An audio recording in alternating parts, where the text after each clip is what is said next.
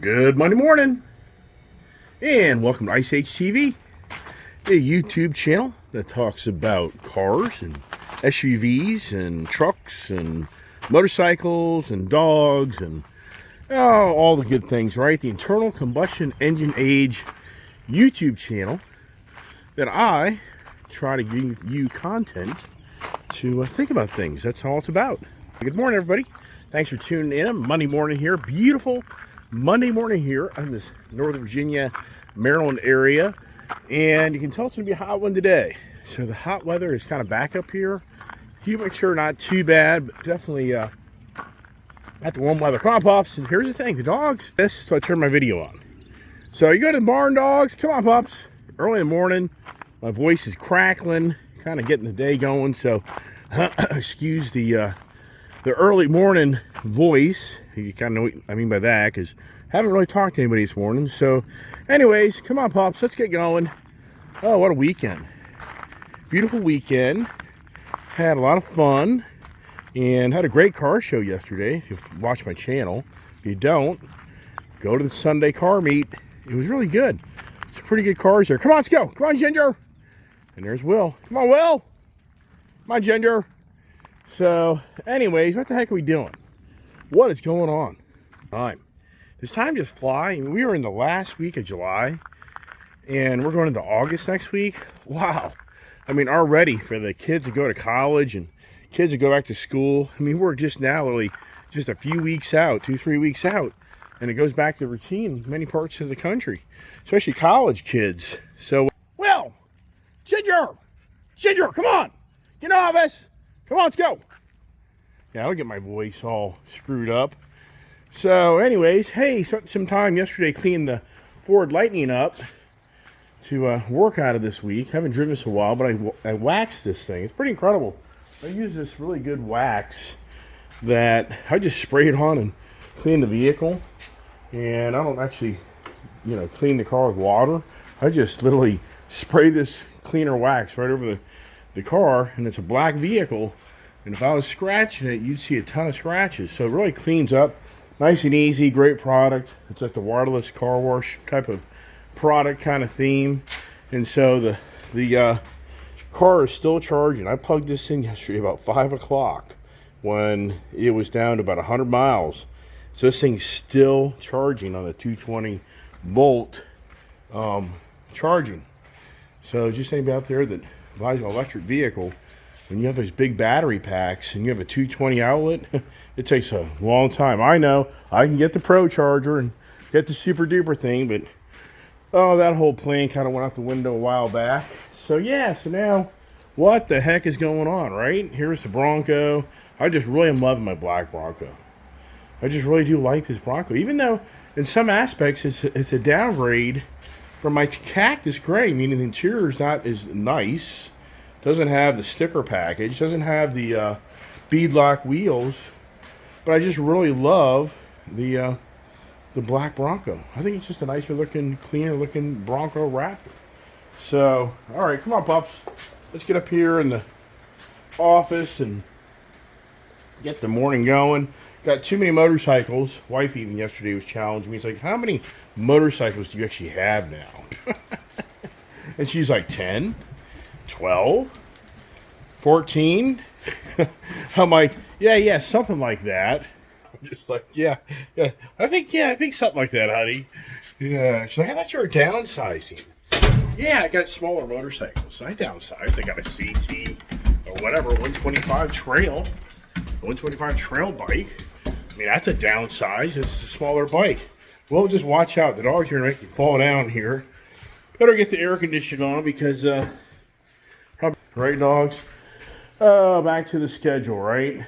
Back to the grind. Everybody know the Monday morning grind. It's the Monday morning grind. Getting back into the excitement of going to work and doing your thing. No one here is like, can you fix this frickin'? I forgot to do that. Some guy's really not happy that. I wonder why the one side peels up. I need to get a frame. But I forget to do it. Just too many damn things to do. So maybe for a while it'll stay like that.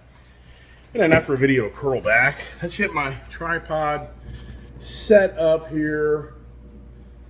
Yeah. My gosh. I haven't had breakfast. I'm just trying to get the day going and get motivated. Maybe know these stories.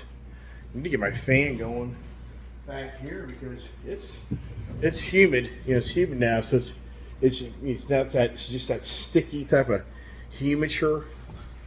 And gotta get my barn door open right in my pocket. Then what happens? We pull the vehicle up next to the barn. I hit the button, and guess what happens? It closes on the car. Can anybody keep up with the times? I mean, can anybody keep up with the times? I mean, sincerely, if you're not just constantly in front of your electronic device, you're borderline lost of what's going on. I mean, even for myself, it's just like the information age that is upon us. It's the most radical time, I think, ever in our lifetime. I really do. I mean, I think about the Industrial Revolution. Now we have the electronic revolution, whatever you want to call it, the computer age. I mean, that's kind of all, years ago. But just the amount of information that you can gather on the internet, the things that are going on around us, I don't know how the average person can even stay abreast of what's going on. And the danger is, if you don't take yourself time to kind of do your own research, you just rely on the news. And anymore, the news is such a biased agenda news. Doesn't matter who you're watching anymore. What are you really getting out of that besides getting mad? And it's just the constant rhetoric of the, make you mad at one person versus other person. You watch one channel and you're going to get mad at the world. Watch our channel, you're going to get mad at the world. I mean, that's what it's all about. But anyways, the reason I'm bringing this, the state of times is just the constant change. Look at Elon Musk with Twitter, that's now X. So Elon Musk is fixated on X, which everybody knows in numeric number, that's a number 10. Back in the Roman times, originally it was a number 50. And also it's called a variable. And also it's one of the few letters that you can subtract from equations. So X, what is going on with Elon Musk? Where SpaceX, right? Company X, X.AI, which I talked about here a while back with the generative pre-trained transformer, talked about how the Chat GPT, how Elon Musk was wanting, wasn't happy with Sam Altman and Bill Gates with their OpenAI, and he broke away, and now he started his own company called X.AI. Another X in front of one of his companies. He has a company called X. Apparently, he references his son to X. I mean, everything. So now Twitter, he's taking the whole Twitter name away and the bird, and it's going to be X. It's going to be X.com. And so, wow, just like for Elon, I mean, it's kind of befuddling. If you think yourself, picture yourself buying out a company called Ford or Mercedes-Benz or whatever it may be, a major branded product. Has Twitter been around now like 15, 16, 17 years? I'm not even really sure all that. But the whole point is, you buy a branded company for billions of dollars, and then you go and you take the whole brand, the branded, recognized products recognition away. For Elon, what the heck? Good Lord. I'm going to drink my coffee here. Starting for me, Elon has always been able to finagle himself using other people's money. I mean, I give the guy credit. The guy always has been able to raise money and convince others of how he's superior to others to figuring things out and doing things in so many aspects. I know there are a lot of people that argue about that statement, but the whole point is Elon always rides off other people's monies. I mean, you guys, I give the guy credit. He knows how to get people riled up and get things moving. So for him, going from his Twitter branded product, which they claim isn't doing that well because there's just a lot of people that aren't an Elon Musk fan when it comes to his more right views than left views. So a lot of the left organizations aren't excited about him. But even though here's a guy that's the guy that really truly got the momentum of the electric vehicle going at its biggest pace ever and ever. So for Elon Musk, he's the guy that's really basically made the green agenda happen more so than ever in our lifetime because of his success that nobody thought he would succeed at of making electric vehicles. I talked about this yesterday. In Europe, the Model Y Tesla is the #1 selling vehicle in all of Europe, of every brand. Wow. In Europe, the electric vehicle is overtaking the diesel vehicle sales. Vehicles, I'm talking about trucks. So over in Europe, about 15 to 17% of the market is diesel car sales. Well, the electric vehicle has overtaken that. So now it's more electric vehicles being sold than diesel passenger vehicles. And what goes along with that is for Elon Musk, the Tesla Y is one of the more preferred vehicles being purchased there in Europe. So his Tesla challenges, which if you really follow Tesla, so many know that guy was on just the verge of having to bankrupt that company. At the last minute, the guy would just pull off another round of funds and keep it going. So now here he is with the constant X. It's all about the X.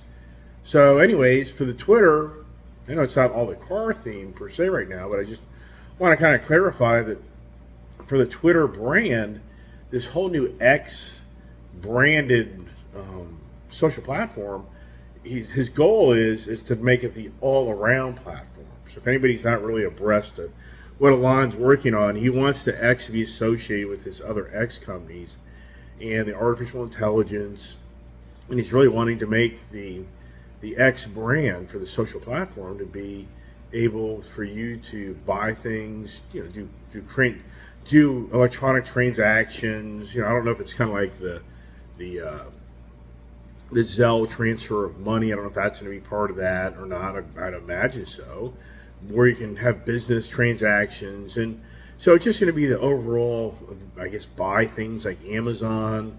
So he's just trying to create that whole, I guess, I don't know what you say, it's the meta universe, but I guess it's the all-in-one activity app that you can go to and do tons of different things. And then in his book, he rules the world because he's getting monies off of everything that's going on in his own little universe, which that's what it is. So, wow. So for Elon Musk, is that guy like the focal point or what? Beyond Joe Biden and Donald Trump? I mean, beyond those three people, I mean, if you think it, like, you could say Zelensky and others, but if you just kind of stop and think, who's the focal point in our country right now? And you'd have to honestly say it's Elon Musk. This guy's just constantly in the news. And even for me, I started talking about last fall, I was just so befuddled at what he wanted to do with this buying Twitter, but now it's becoming more apparent. But the other thing is, you have to say to yourself, he's renaming the company, and it's under a different company name. And I thought about this yesterday. Does this have any implications of artificial intelligence protection? So, does it have any social network protection? Unbeknownst to anybody, and even for me, I'm just guessing on this, and I'm probably wrong, but I think to myself, well, you realize or not, the social media doesn't have the same protection laws as like media companies do. So when a social media company does devious things to others, they can be sued for their actions. Well, on the media side, there's laws that protect media organizations, more than like social network organizations. So part of me is like, did Elon Musk set up X.AI back like this last April, I think in Nevada, that company? Now, is the Twitter brand going to be merged into this new X company?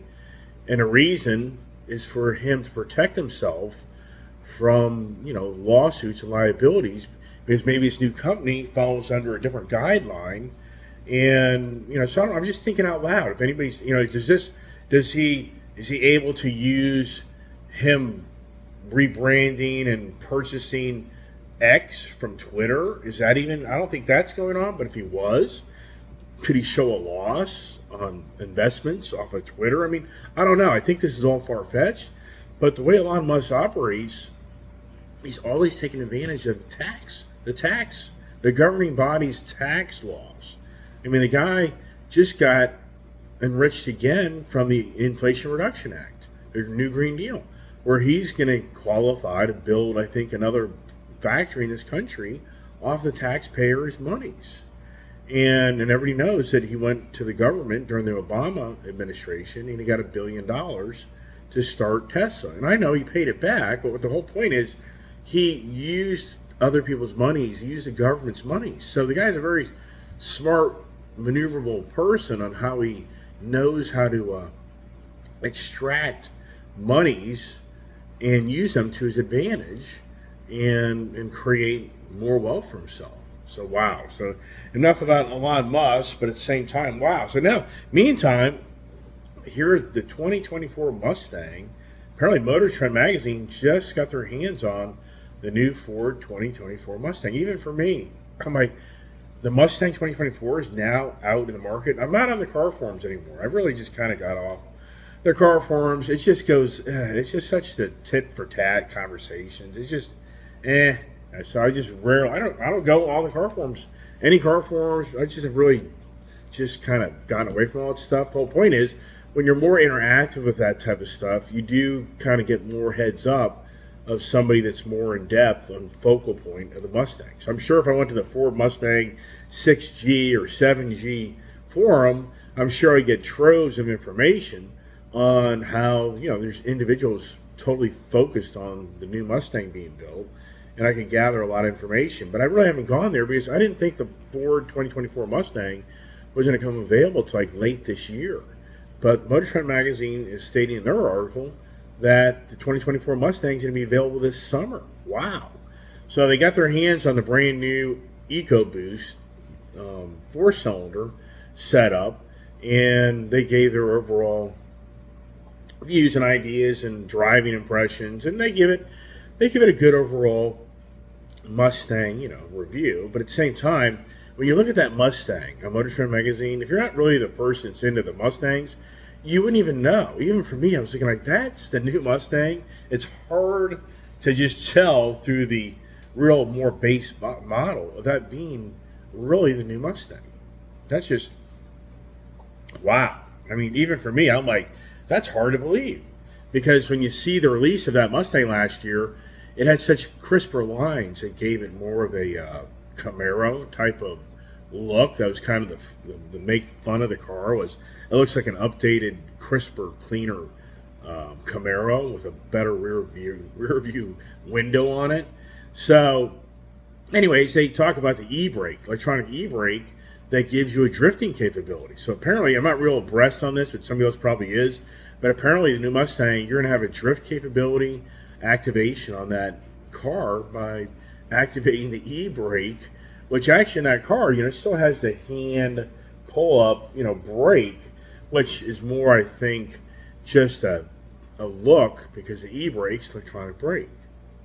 So, get some water here in the morning here. What's got going on the morning Fox News with Maria? Looks like she is probably on vacation.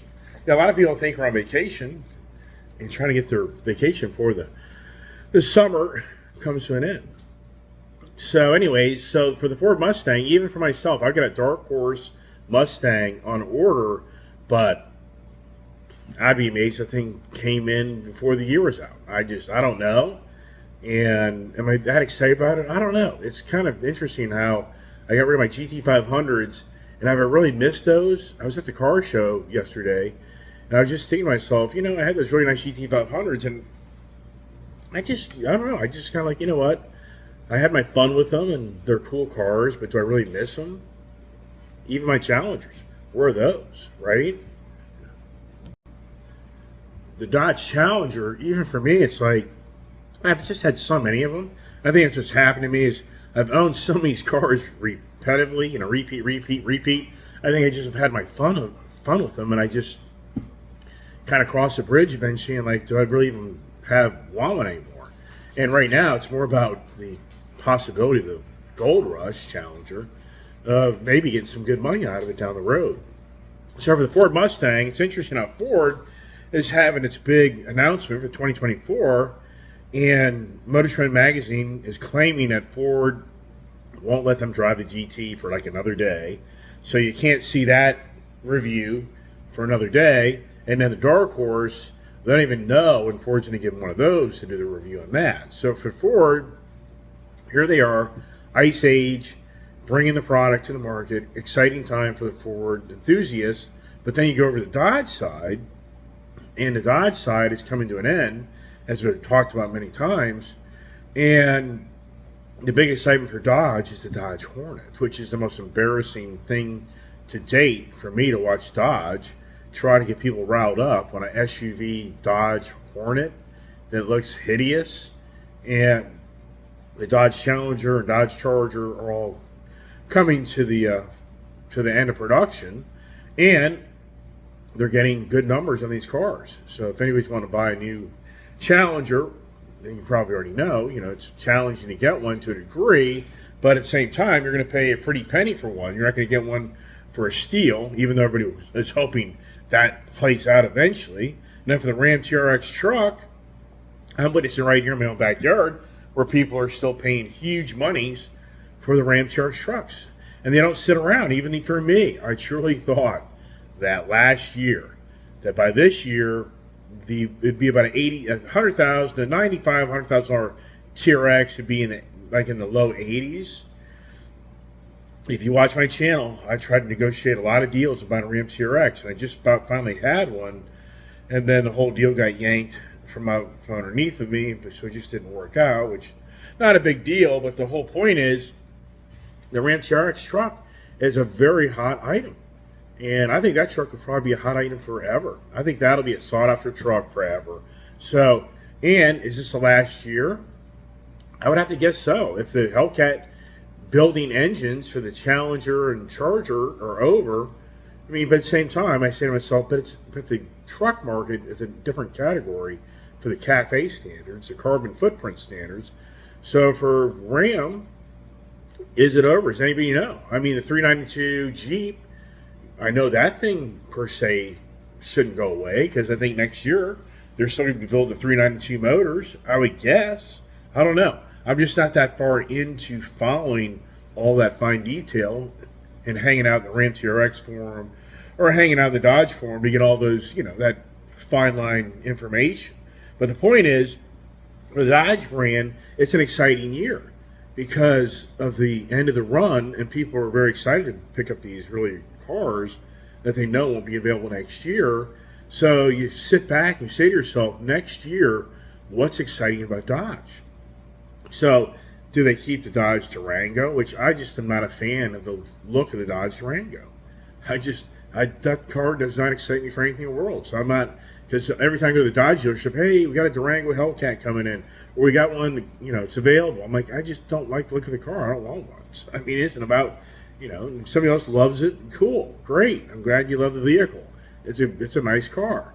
So, point being is, next year at this time, what is Dodge excitement level? I just can't see. And I think really what's going to play out for Dodge dealers is they're going to start calling people like me to sell my Dodge Charger and my Dodge Challenger. I would be willing to venture that next year at this time, or even earlier than that, spring, summer, dealers are going to be trying to find people to sell these Challengers and Chargers, because the phone's going to be ringing for the demand of these cars. And I think that's where the market starts to change. For the value of these used Hellcats are going to start rising even more, because people are going to just aren't really in tune, just too much information. As I talked about this morning when I started my conversation, was just so much information. I don't think the average person that's not really just fixated and focused on something really understands that, oh, you mean it's over for those cars? A lot of people know that, but I think you're going to have a lot of people too that will go to the dealership and, you mean you can't order those anymore? So anyways, point is, for Dodge, is this the most exciting last year for Dodge ever? And then sure, the electric Dodge Charger's coming, but it's just a whole different animal, whole different culture, whole different customer base. So I just can't see that type of excitement showing up. And here's the thing, talking electric vehicles, the Ford F-150 Lightning truck that supposedly was a 3-year wait, 2-year wait, be so lucky to get one, they're not selling. And even now, there's claims of people going on the internet and building a Ford F-150 Lightning, and it's a 3-month turnaround to order it. And so what is going on with that? And I think most people would probably say, first of all, I'm not excited about an electric vehicle, but secondly, it's too damn expensive. So for Ford, I think the Lightning truck is, if they've already discounted the truck now up to $10,000. So they've rolled back the pricing on the F-150 Lightning truck. And why are they doing that? I mean, what's going on? It's just like the Ford Mustang Mach-E. Well, the rumor is Tesla, the Cybertruck. I'm just thinking, these guys just make up stories. It's ridiculous. The real story is it's an overpriced vehicle. People just can't digest the pricing. And Ford has put themselves in a quandary where they realize now that they've just have spec'd out vehicles that are too expensive. But at the same time, has anybody seen the dire straits of these dealerships having to give away vehicles? And that's a constant rhetoric, YouTube content more than ever. If you go to the YouTube and you see these highlighted car video guys, and it's just incredible how many out there are claiming how it's just over beyond over. I think so many people are only hoping and praying that this car market and housing market crashes so that they can get the prices back in line where you feel like you can go buy something that you feel like is priced correctly. I mean, that's all it is. More than ever, I think people are only hoping and praying that the car market goes to dire straits and the housing market goes to dire straits so the average person can say, yeah, that $80,000 truck that I now can get for $60,000, I'm interested. That house that's $500,000, it used to be $350,000, is back to $350,000. I'm interested. I mean, so I think more than ever, it's just a constant wishing of others that sadly can't justify nor afford all this stuff that's so expensive. That's only hoping that they can watch these videos and these future predictors are absolutely correct on telling you that the dire straits are right around the corner. I mean, that's a constant now video content more than ever. Wow, the over information, too much information, right? So anyway, so the X app, Twitter. So now when you post on Twitter, which isn't Twitter anymore. I mean, even for me, I went onto my Twitter account this morning. There's still a little blue bird representing Twitter, but you don't see a little blue bird, I guess, next to the user's name. So when you tweet, what do you do now? You X something 10 times something. What is it about Elon Musk that is fixated on the X? Is it the variables? Because you look at the X, it's all the variables. Is it that things grow by 10? You associate anything with X? So is Twitter now going to grow 10 times bigger because it's an X company? I mean, I don't know. When you buy a Model X Tesla, do you feel 10 times better about yourself? All right, everybody. Hey, thanks for watching the channel. If you didn't catch up to my antics on Saturday, me buying a Honda Trail 125, and here's what's really interesting. My daughter was so bummed because she really thought I was buying something really like cool for her, which I never said I was buying her something cool for her. But when I came home, she was just so like turned off by that little Honda 125. And I mean, for me, I think it's a cool little fun bike. And sure enough, as the day progressed on Saturday evening, we rode those things Saturday night. That was so much fun. If you ever have a dirt bike, off-road bike, and you ride at nighttime with the lights on and going through the woods and trail and blasting around, it's just so much fun. And so anyways, by Saturday evening, she was like, that is kind of a really cool motorcycle, bike. And so then yesterday, she pulled out of the trailer and she rode it yesterday afternoon. And now she's like, oh, I just love that little bike. I love that bike. So that's pretty cool. So she kind of did a total reversal on the love-hate, right? Everybody knows that story. So, but anyways, whole point is that I bought another toy. My wife's like, what? Did you buy another motorcycle? I'm like, it's a dirt bike, honey. It's a dirt bike. All right, everybody. Hey, thanks for watching my channel. Appreciate all nice comments. Hope everybody has a great day. And God bless. Stay tuned. And what's the next adventure?